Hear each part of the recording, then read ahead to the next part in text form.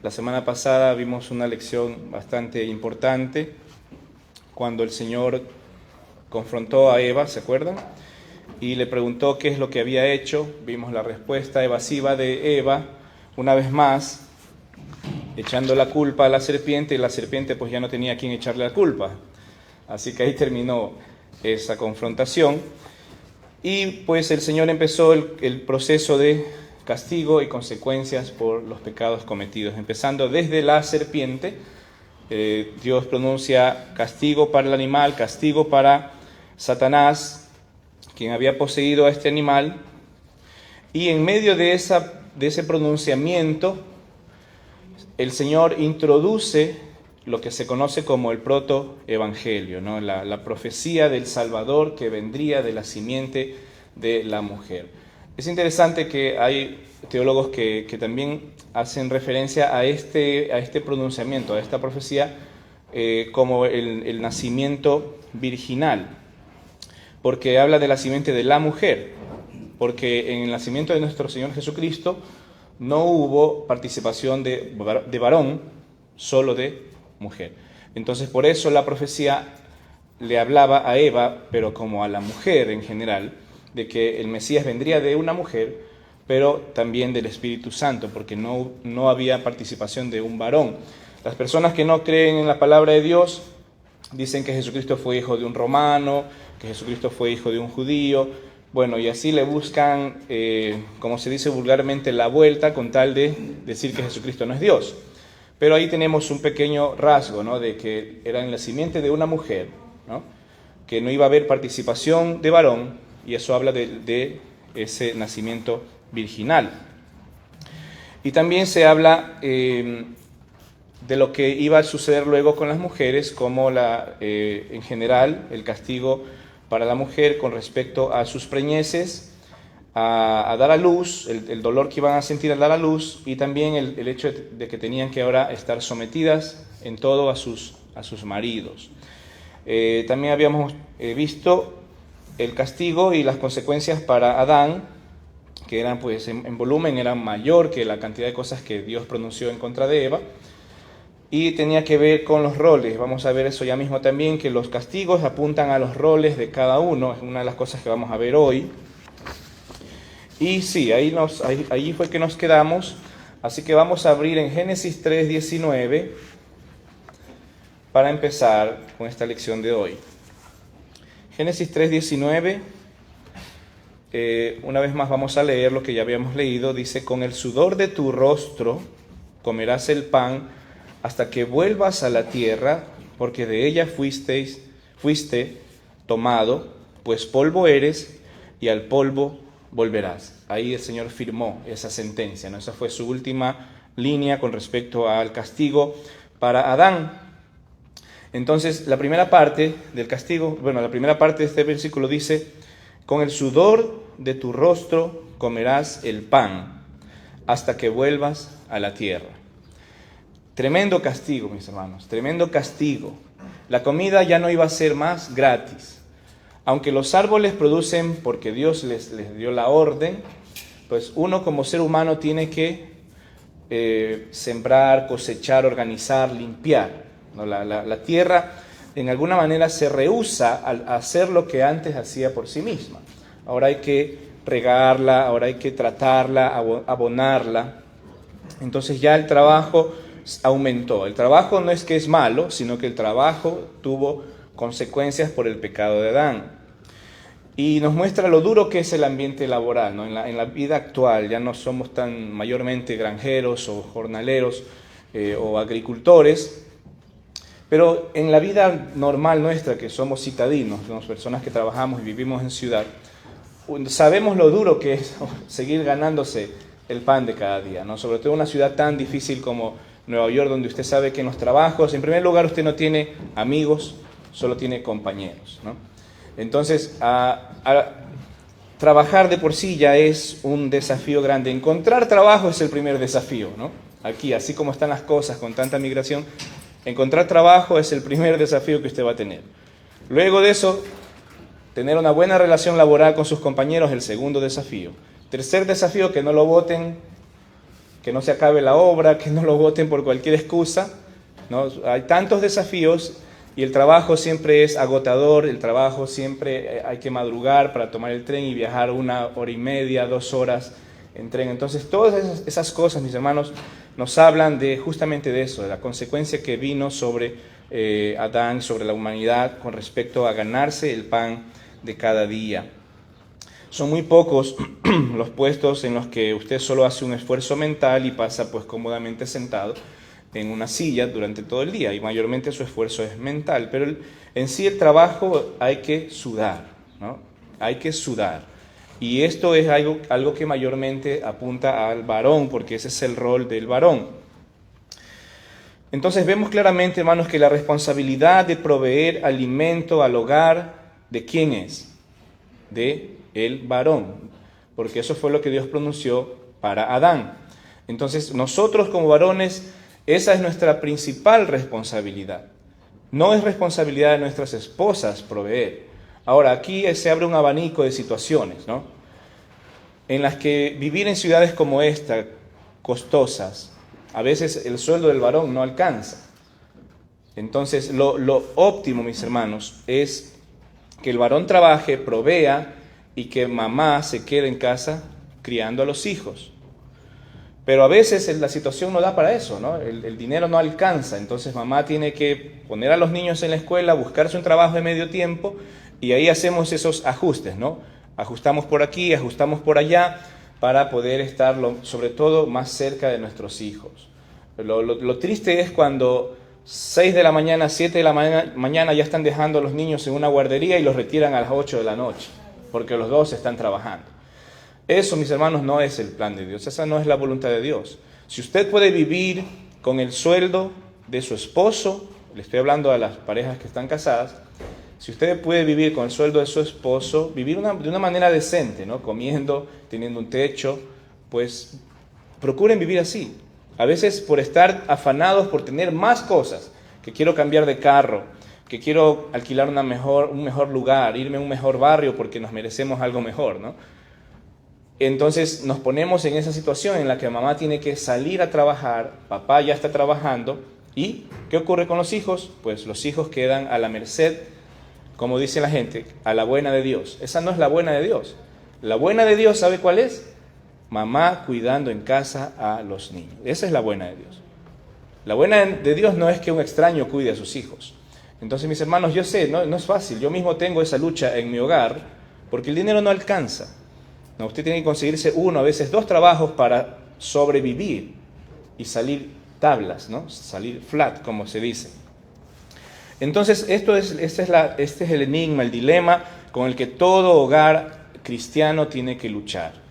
¿No? Tiene que luchar para poder sobrevivir en esta sociedad, tal como la vemos que se ha desarrollado hasta el día de hoy, mis hermanos. Así que no es correcto, por otro lado, mis hermanos, que el esposo obligue a trabajar a su esposa fuera del hogar, porque a veces solo es algo que el hombre quiere imponer, ¿no?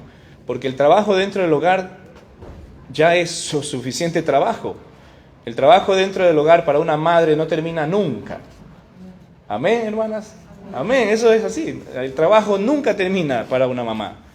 No, la mamá está 24/7. Ella es como la primera respuesta de cualquier emergencia dentro del hogar. Entonces su mente está activa todo el día y su cuerpo también. Está trabajando, haciendo, produciendo, cuidando. Y en los roles, como le decía, ¿no? en los castigos podemos ver un reflejo de los roles de cada uno. Dios castigó a la mujer y su rol estaba relacionado ¿a qué cosa? A parir, a las preñeces, a parir. Eso quiere decir que sus roles están enfocados a la crianza de los hijos. Y en el castigo de Adán, Dios le habla del trabajo, de la producción, de cuidar. Entonces, sus roles están orientados a eso, a la protección y a la provisión. Entonces, allí tenemos las bases para entender cuál es el rol de cada uno en el matrimonio, de tal manera de que no nos confundamos o por lo menos tratemos siempre de volver al diseño original. Ahora, una de las cosas que podemos entender es que el esposo provee el alimento y la esposa lo distribuye o lo proporciona a su familia. Mire lo que dice Génesis 31:15, hablando de la mujer ideal, ¿no? La mujer virtuosa. Dice, se levanta aún de noche y da comida a su familia y ración a sus criadas. Esta es la mujer ideal. Génesis 31:15. Lo siento, tienen razón, Proverbios. Como estoy tanto hablando de Génesis. Proverbios 31:15. La mujer virtuosa dice que da comida a su familia y ración a sus criadas. Entonces, está reflejado allí en la palabra de Dios, ¿no? El hecho de poder alimentar a su familia. Porque incluso en nuestro cuerpo, el Señor dejó los roles en los genes. ¿Quién tiene los músculos? El hombre, ¿no? ¿Quién es el grande, el fuerte, el que resiste la inclemencia del tiempo con más facilidad en la calle? El hombre, ¿no? ¿Quién tiene las glándulas mamarias? La mujer. ¿Para qué sirven las glándulas mamarias? Para alimentar. Entonces, esto no es una clase de anatomía, pero en la anatomía nuestra y de la mujer podemos ver que Dios diseñó en su cuerpo ser fuente de alimento para su hijo. Entonces eso no termina cuando el niño ya es destetado. Algunas destetan a los 3 meses, otras a los 6 meses, otras a los 3 años. Cada una tiene sus razones, sus motivos. Pero eso, hermanos, queridos y hermanas, nunca va a terminar. Mientras esos muchachos estén bajo su techo, siempre estarán, mamá, tengo hambre, mamá, tengo hambre. Cuando Cristian viene donde mí y me dice, papá, tengo hambre, le digo, yo también, hijo, prepárate algo. Para los dos, porque yo también tengo hambre, así que apúrate. Pero él sabe a quién tiene que ir cuando tiene hambre. Yo trato, cuando veo a mi esposa pues cansada, yo trato de hacer, yo soy experto en 2 cosas. En calentar comida, ¿sí? Y en comer, bueno, en comerla también, pero también en hacer cositas así que sándwiches o cosas por el estilo, ¿no? Cosas que no demandan pues prender mucho la. Y también, eso, tengo un masterado en lavar platos. Pero bueno, mis hermanos, eso es, cuando terminemos esta sesión de la escuela dominical con respecto a Génesis, vamos a empezar ahora sí a hablar ya de los roles y cosas más específicas de cada uno. Y ahí vamos a tocar un poco más en detalle todos estos temas. Así que ahora vamos a volver al texto. Es interesante también, mis hermanos, con respecto a los roles de papá y mamá, que hoy en día en nuestro ambiente, en nuestra civilización, en nuestra sociedad, se pelea mucho por este tema de tirar abajo los roles, ¿no? Los movimientos feministas, ¿qué es lo que dicen? Que la mujer y el hombre deberían tener las mismas oportunidades, las mismas responsabilidades, los mismos beneficios, pero eso no se ajusta a la lógica, eso no se ajusta a la realidad. Porque las mujeres no pueden hacer todo lo que el hombre hace y el hombre no puede hacer todo lo que la mujer hace. Entonces cada uno tendría que aprender y ser sincero consigo mismo y adaptarse a lo que ha sido diseñado para hacer. ¿Por qué no hay mujeres feministas, por ejemplo, luchando por meterse a trabajar en las minas, a 100 metros debajo de la tierra? Ahí no hay mujeres con carteles, déjenos trabajar aquí, déjenos trabajar aquí. ¿Por qué no hay mujeres trabajando en la construcción? Yo he trabajado aquí más de 2 años en Nueva York en construcción. Y el último trabajo que tuve de construcción, habíamos más de 100 trabajadores en el deck, que es el piso que se está poniendo el cemento siempre. Éramos más de 100. Solo una mujer entre 110 hombres. ¿Por qué no había 50 mujeres allá arriba recibiendo sol, lluvia, nieve, un viento que le quema la cara de lo frío que está? ¿Por qué? Pero sí están haciendo marchas para que les den a las deportistas lo mismo que gana Messi, ¿no? A las tenistas lo mismo que gana los tenistas estos famosos. Sí están haciendo marchas para que en la política, en las asambleas, haya 50% de mujeres, 50% de varones. Cuando todo eso tiene que ser tratado a través de los méritos. En los deportes, la mujer tiene que ganar lo que produce, el dinero que le hace ganar al dueño del equipo. y según eso se le paga el sueldo, ¿no? Y en la meritocracia de la parte política, usted tiene que estar ahí porque usted merece estar allí, porque usted sabe lo que está haciendo y va a poder pronunciar leyes y ha estudiado lo suficiente. Y eso no se trata de género, no se trata de que es mujer o que es varón, se trata de si estudió o no estudió.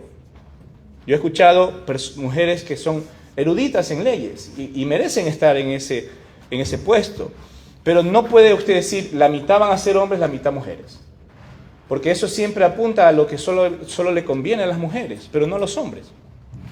Entonces nosotros los varones no andamos haciendo estas marchas, estas quejas, estas bullas, porque todo lo hacemos por mérito, porque hemos estudiado, hemos trabajado, nos hemos esforzado por estar ahí. Pero los feministas empujan de que hay injusticia social. Sí, puede ser que haya de pronto por ahí acoso, haya algún tipo de situación que se puede resolver. Hoy en día las leyes, aquí, sobre todo en esta ciudad, las leyes del acoso son bastante fuertes, bastante pesadas. Entonces cualquier mujer podría quejarse y hacer que la situación sea corregida. Entonces, mis hermanos, esto en realidad, en el fondo de todo esto, es solamente un ataque a los roles, a la figura paterna, a la figura materna. Es un ataque en contra de la familia. Todas estas situaciones que usted ve en el ambiente siempre es un ataque a la familia. ¿Por qué? Porque quieren sacar a mamá del hogar y ponerla en una oficina. Y los hijos allí, a la buena de Dios, en realidad a la mala. Entonces, tenemos que como cristianos abrir los ojos y darnos cuenta que todo esto es solo manipulación de las mentes de nosotros, mis hermanos.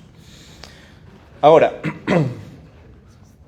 a pesar de esto, mis hermanos, de lo duro que es este tema del trabajo para el varón, vamos a volver al texto, el Señor Jesucristo nos enseñó a orar por el pan de cada día.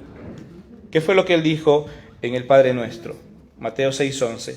Dice, el pan nuestro de cada día, dánoslo hoy. Entonces el Señor de alguna manera se compadece de nosotros y nos enseña a orar diciendo, Padre nuestro, que estás en los cielos, santificado sea tu nombre, venga tu reino, hágase tu voluntad, el pan nuestro de cada día, dánoslo hoy. Entonces podemos confiar en el Señor que Él puede ayudarnos a suavizar esta situación, aunque la mano de obra tiene que seguir siendo la nuestra. Esta oración, mis hermanos, el Padre Nuestro, llamada así el Padre Nuestro de Mateo capítulo 6, yo le invito a que abra allí, porque la vamos a repasar en breves rasgos. Está increíblemente relacionada a la caída del hombre y su mujer en el Edén. Haciendo un análisis, usted puede ver un paralelo hermoso entre este evento de Edén y lo que el Señor Jesucristo enseñó a sus discípulos a orar. Y vamos a ver en qué se parecen estas dos situaciones. Mateo 6:9 dice así, vosotros, y está hablando el Señor Jesucristo, dice, vosotros pues oraréis así, Padre nuestro que estás en los cielos, santificado sea tu nombre. El versículo empieza con esa relación de Padre Celestial e hijos que fue rota en el Edén. El Señor motiva a sus discípulos a tratar a Dios como un padre, porque el judío veía a Dios allá arriba, lejano e inaccesible, pero solo pocos lograron volver su corazón a Dios y que mueva el corazón de Dios hacia ellos y tener esa relación de padre e hijo. Y el Señor Jesucristo en la oración nos enseña, oren como yo les digo, Padre nuestro, porque Él es su Padre. Nos ayuda a entender que Él es nuestro Padre, que esa relación que se perdió en el Edén se puede recuperar a través de Él, a través de Jesús. Versículo 10 dice, venga tu reino, hágase tu voluntad, como en el cielo, así también en la tierra. Mis hermanos, y aquí vemos el afán de que el Señor Jesucristo nos dice que debemos buscar y clamar de que se haga la voluntad de Dios en el cielo y en la tierra. Porque en el Edén, ¿de quién se hizo la voluntad? Se hizo la voluntad de Satanás, de Adán y de Eva. Pero no estuvo la voluntad de Dios por ningún lado allí en todo lo que pasó. Entonces el afán de nuestro Señor es que oremos y que busquemos que se haga la voluntad de Dios, que se cumplan los designios de Dios, para que no vuelva a ocurrir lo que pasó al inicio de las edades. Versículo 11, el pan nuestro de cada día, dánoslo hoy. Yo sé que aquí habemos de varias naciones, ¿no? Podemos transliterar esto y decir la tortilla nuestra, ¿no? La arepa nuestra de cada día, porque no todos comemos pan. Pero ¿qué es lo que usted come en el desayuno?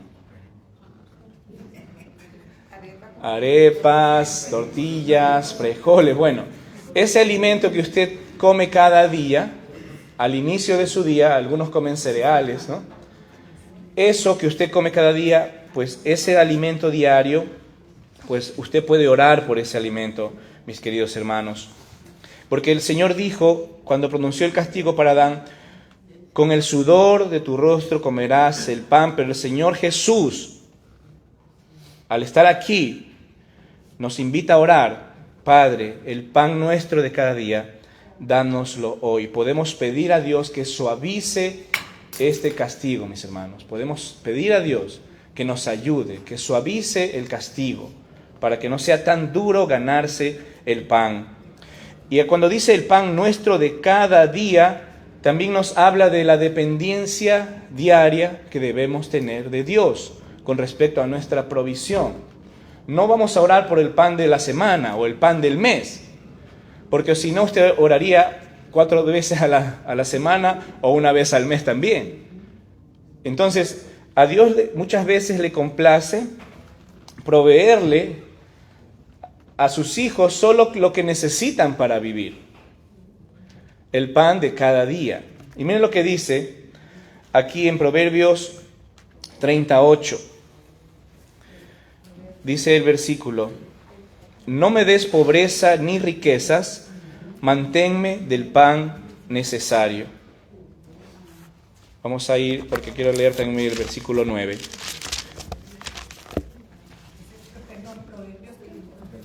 38.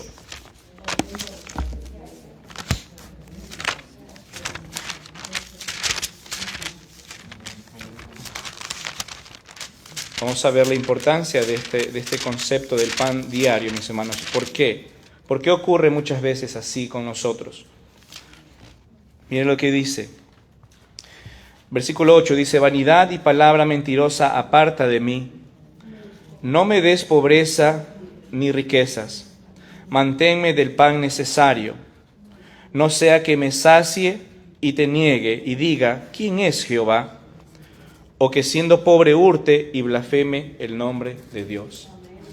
La pobreza, por un lado, la riqueza, por el otro. Las dos cosas hacen daño al corazón. En una entrevista una vez le preguntaron a este cantante Luis Miguel qué creía él de Dios. Y él dijo, pues yo no necesito a Dios, yo lo tengo todo. ¿Para qué creería en Dios? No, ¿por qué? Justamente porque tenía demasiado. Y eso es lo que pasa, las riquezas alejan el corazón del hombre de Dios. A veces es más duro que la misma pobreza, la riqueza, porque así las personas creen que Dios no existe o que no lo necesitan o no lo van a necesitar jamás. Pero no saben que esta vida es tan pasajera y en la eternidad lo van a lamentar para siempre. Entonces, mis hermanos, otro ejemplo de esto es Éxodo capítulo 16, cuando el pueblo de Israel estaba en el desierto y Dios les mandó, ¿se acuerdan? El maná. ¿Para cuántos días podían recoger maná los israelitas? Para un día. Y Moisés le dijo, recojan lo que pueden comer para hoy. Y si guardaban para el día siguiente, ¿qué pasaba con el maná? Dice que le criaba gusanos y hedía, apestaba. Entonces, Dios solo le iba a dar día a día codornices y maná al pueblo de Israel para que vivan tranquilos. No había refrigeradoras que puedan cargar al hombro, así que el Señor les estaba enseñando a confiar. Señores, hijos míos, hijas mías, coman hoy. No se preocupen por lo que van a comer mañana, coman hoy. Esto me trae a la mente también una historia que escuché de tiempo atrás de una guerra en la que muchos niños quedaron huérfanos. Estos niños fueron llevados a un albergue, ¿no? A un refugio. Y los niños lloraban en la noche. Y lloraban. Y las personas que lo estaban cuidando no sabían qué hacer para que estos niños... Obviamente, los niños estaban tristes porque sus padres o sus hermanos o sus abuelos ya no los veían. Estaban muertos. Algunos de ellos quizás hasta vieron morir a sus familiares. Entonces, una persona que estaba ahí en el albergue empezó a pensar cómo ayudar a estos niños. Y la respuesta o la solución que él encontró fue darle un pedazo de pan a cada niño cuando se vaya a dormir, porque él se daba cuenta que a la hora de comer los niños se tranquilizaban, ya no lloraban, estaban felices. Entonces él dijo, bueno, vamos a darle un pan a cada niño para que se vayan a dormir con un pan en la mano. Ese día todos durmieron como angelitos. La razón por la que los niños lloraban es porque tenían miedo al día siguiente pasar hambre. Imagínense. Ellos ya habían pasado mucha hambre por la guerra y esa hambre no querían volver a pasarla. Y por eso lloraban, porque decían, bueno, ya comí hoy, pero ¿qué voy a comer mañana? Y lloraban en sus camitas, tristes y preocupados por eso. Entonces, una vez que le dieron su pancito a cada uno, podían dormir como angelitos.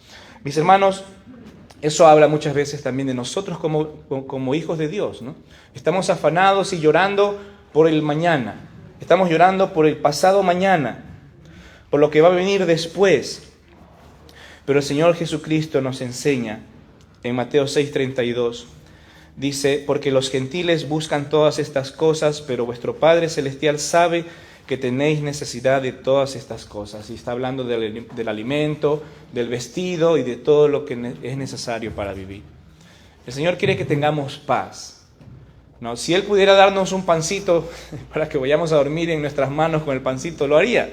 En realidad ya nos lo ha dado, ¿no? Nos ha dado nuestra familia, nos ha dado su palabra, nos ha dado tantas cosas, tantas promesas para que usted y yo nos vayamos a dormir tranquilos. Y Él dice, no te afanes, no os afanéis por el día de mañana, porque el Señor sabe que tenéis necesidad, basta a cada día su propio mal. La vida es tan corta, la vida es tan dura, mis hermanos, como para vivirla pensando en cuánto voy a sufrir mañana. Yo sé que va a haber sufrimiento. No es fácil la vida, mis hermanos. La vida es dura. Aún como cristianos, no tenemos la garantía de que no vamos a sufrir. El Señor dijo que en medio del sufrimiento Él estaría con nosotros. Amén. Eso es lo que nos diferencia de los inconversos, que ellos sufren sin Cristo. Como dicen, ¿no? El mundo está en crisis, pero yo estoy en Cristo, ¿no? Y eso es lo que me diferencia, eso es lo que me da esperanza, eso es lo que me llena, lo que me hace suspirar y saber, bueno, vamos, un día más. Vamos a levantarnos de la cama, aunque no queremos, vamos a luchar, vamos a trabajar, vamos a seguir con esto. La vida no es fácil, la vida es dura, pero tenemos a Cristo y tenemos la esperanza de que Él va a suavizar esta situación para que la podamos soportar, mis hermanos. Amén. Amén. Eso es el maravilloso tesoro que tenemos por ser hijos de Dios, la esperanza, mis hermanos. Ahora, el versículo 12 dice, y perdónanos nuestras deudas como también nosotros perdonamos a nuestros deudores. Mis hermanos, hubo pecados que perdonar en el huerto.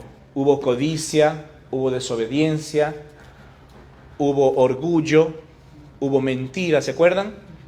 Bueno, todo eso era una deuda. El ser humano quedó en una deuda impagable con Dios. Porque una vez que el ser humano pecó, no había forma de corregir eso.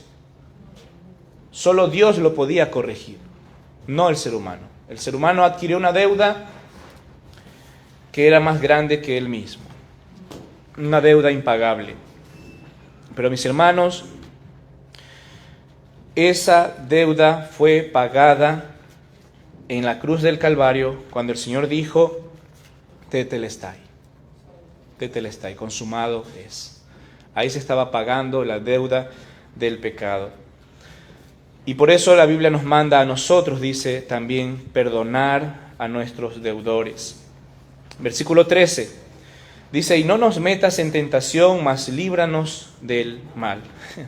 Increíble, ¿no? Les dije que este pasaje estaba relacionado al huerto del Edén, a lo que ocurrió en el Edén. Y aquí el Señor le invita a sus discípulos a orar, no nos metas en tentación, es decir, Señor, líbranos de la tentación, porque usted sabe, ya hemos visto que el Señor no tienta a nadie. El Señor no tienta a nadie. ¿Quién es el que tienta? Es Satanás. Satanás es el tentador. Específicamente se le llama el tentador.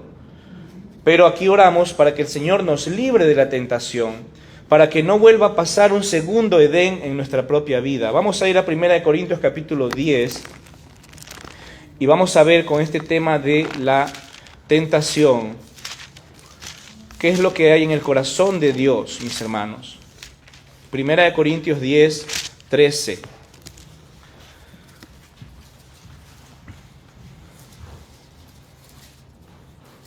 Dice así allí: no os ha sobrevenido ninguna tentación que no sea humana, pero fiel es Dios, que no os dejará ser tentados más de lo que podéis resistir. Qué hermosa que es la fidelidad de Dios, mis hermanos. ¿Ustedes piensan que Adán y Eva fueron tentados más allá de lo que pudieron resistir? No, mis hermanos, no. Porque Dios es inmutable, Él no cambia. Lo que pasó en el Edén, si Adán y Eva hubieran vencido la tentación, quizás sus hijos habrían caído en pecado. Pero simplemente queda demostrado que el ser humano no es bueno por sí mismo, que a veces somos fáciles para caer en la tentación. Y no podemos echarle la culpa a Dios por eso, mis hermanos. No podemos echarle la culpa a Dios, porque la fidelidad de Dios está aquí presente en 1 Corintios 10, 13, que dice que no nos ha sobrevenido ninguna tentación que no sea humana. No es algo sobrenatural, no es algo que usted vaya a decir, fue imposible, hermanos. Yo caí porque nadie podría resistir semejante tentación. No, eso no es cierto. Luego dice el versículo, pero fiel es Dios. La fidelidad de Dios está en juego cuando usted es tentado, ¿sabe usted? Cuando Satanás fue delante de Dios a pedir tentar a Job, a pedir permiso para tentarlo. El Señor le decía, pero ten cuidado de no tocar su cuerpo, no su vida. Ten cuidado con lo que vas a hacer. La fidelidad de Dios está en juego cuando usted está siendo tentado. Y el Señor se va a mantener fiel. ¿Y cómo se va a demostrar su fidelidad? Así se va a demostrar, mis hermanos. Dice, pero fiel es Dios, que no os dejará ser tentados más de lo que podéis resistir. Y segundo, sino quedará también juntamente con la tentación, ¿qué cosa? La salida. Y tercero, ¿para qué? Para que podáis soportar. Eso es la fidelidad de Dios, mis hermanos. Y eso habla de las pruebas y las tentaciones. Las pruebas y las tentaciones, mis hermanos. Tenemos que descansar en que Dios es fiel para ayudarnos, para que no seamos quebrados por la prueba, para que no seamos destruidos emocionalmente, espiritualmente por las tentaciones y las pruebas, sino que Él nos dirá, mira a tu derecha, mira a tu izquierda, mira para atrás. Ahí está la salida. ¡Corre! Así como José tuvo la respuesta, ¿no? ¿Cuál fue la respuesta de José? Patitas, ¿para qué te quiero, no? ¡Corre! ¡Sal de allí! Antes de que caigas. La fidelidad de Dios estuvo presente en cada uno de estos siervos suyos para ayudarlos a salir victoriosos de las tentaciones, mis hermanos.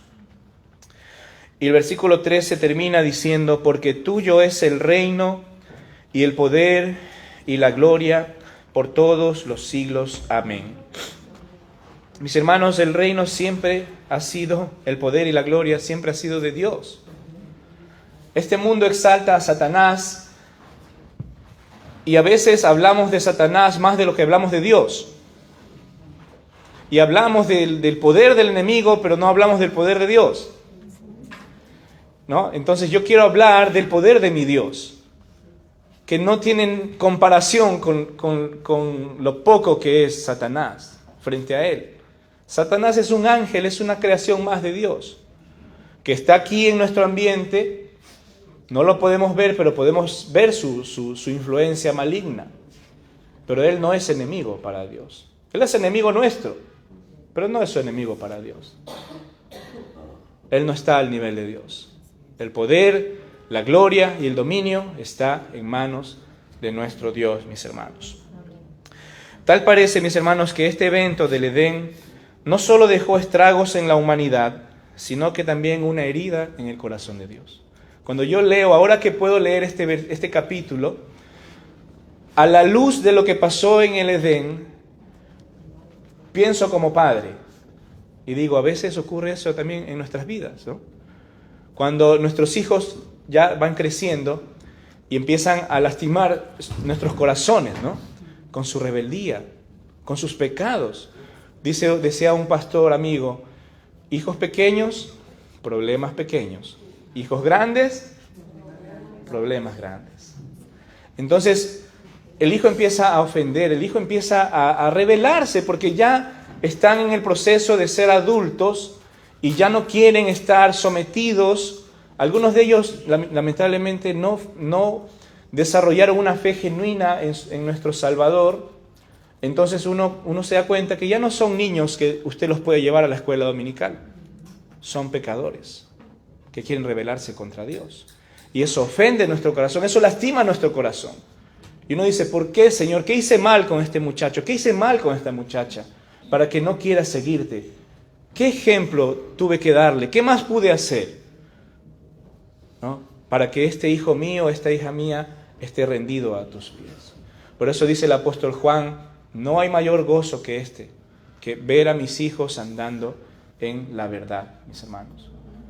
Haga un alto en su vida, mientras tenga hijos, adolescentes y niños, haga un alto en su vida, examine su vida e invierta tiempo en la salvación de sus hijos.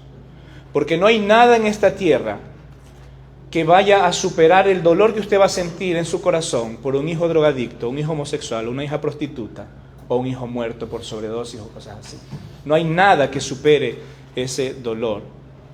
Aquí podemos ver en el ejemplo de nuestro Dios, en el ejemplo de nuestro Señor Jesucristo, que al momento de pronunciar esta hermosa oración que la hemos memorizado desde que somos niños, el Padre Nuestro, podemos ver algo pasó aquí. Esa oración está vinculada al pecado en el huerto del Edén, porque habla de la tentación, habla de que debemos tratar a Dios como nuestro Padre, habla del maligno, habla de la voluntad de Dios que no fue cumplida allí. ¿Se dan cuenta? Hay una vinculación, porque aparentemente Dios también sufrió. A veces creemos que Dios solo está para castigar y para administrar justicia, ¿no? Cuando el Señor Jesucristo estaba frente a la tumba de Lázaro y veía a las hermanas de Lázaro llorar y veía a los amigos de Lázaro llorar, ¿qué fue lo que hizo el Señor Jesucristo? Dice la Biblia que lloró. Dios llora, mis hermanos. Dios llora al ver nuestro pecado y las consecuencias que trae nuestro pecado, porque Él sabe hacia dónde vamos y Él sabe en todo lo que va a terminar nuestra odisea con el pecado, mis hermanos. Y Él llora y Él lamenta, y aquí podemos ver en esta oración ese reflejo de lo ocurrido en el Edén y un clamor para que no vuelva a ocurrir en nuestras vidas lo que ocurrió en el Edén, mis hermanos. El Edén es el origen del pecado, de la caída, de la separación. Fue lo que marcó el corazón de Dios. Sus primeros hijos rebelándose en contra de Él. Y el Señor Jesucristo nos enseña a orar diciendo que esto no vuelva a ocurrir, Señor. Ayúdame para que esto no vuelva a ocurrir. Amén. Amén. Eso es lo que tenemos que rescatar, mis hermanos, de la palabra del Señor. Qué precioso que es cuando podemos entender y ver cómo se conectan la palabra de Dios del Antiguo Testamento y el Nuevo Testamento. Es una maravilla en realidad. A mí me encanta. Yo espero que ustedes también estén disfrutando de cómo el Señor nos muestra lo que hay en su corazón, mis hermanos. El versículo termina diciendo: pues polvo eres y al polvo volverás. Ahora, el Señor probablemente está exhortando el orgullo de Adán en ese momento. Él le dice: Adán, polvo eres. Pero si Satanás me dijo que yo iba a ser como Dios, eres polvo. No te olvides de eso. Eres polvo y vas a volver al polvo. Bájate de esa nube donde Satanás te puso. Tú y tu mujer van a volver al polvo. Mis hermanos, así a veces Dios tiene que tratarnos, ¿no? Tiene que darnos duro en el orgullo, bajarnos allí al fondo del tacho para que entendamos que somos polvo y que volveremos al polvo. ¿Por qué? Porque su amor y su justicia siempre están en equilibrio. Dios nos ama, pero nos quiere ver santos y perfectos. ¿Amén? Así es, mis hermanos. Ahora, cuando Dios le dice: al polvo volverás, Dios le está declarando contundentemente a Adán que sin duda habría de morir. No murió en el instante, pero Dios le dijo: no hay remedio para esto, vas a morir. El plan de Dios era que Adán y Eva vivieran para siempre, comiendo del árbol de la vida, pero ahora ya no sería así. Venimos del polvo y volveremos al polvo. ¿Sabía usted, mis hermanos, que hay un estudio que dice que el polvo que usted recoge en sus casas, cuando usted pasa un trapo así o pasa la mano, es su propio polvo? ¿Es usted que se está desintegrando, sus células muertas que se salen de su cuerpo? Es usted. Si usted llevara ese polvo a un laboratorio y a ¿cómo le llaman esto? Microscopio, usted vería los elementos físicos de su cuerpo, no todos los elementos que componen nuestro cuerpo. Entonces, mucho de ese polvo que usted limpia en su casa le va a recordar a usted que usted es polvo y que lentamente está volviendo ¿a dónde? Al polvo. Así que, mis hermanos, entendamos que el único grande, el único fuerte, el único glorioso en la creación, ¿quién es? Dios. Dios, mis hermanos. Bien, ahí vamos a parar por hoy porque ya el tiempo no nos da para más. Pero la próxima semana vamos a seguir analizando todo esto, mis hermanos.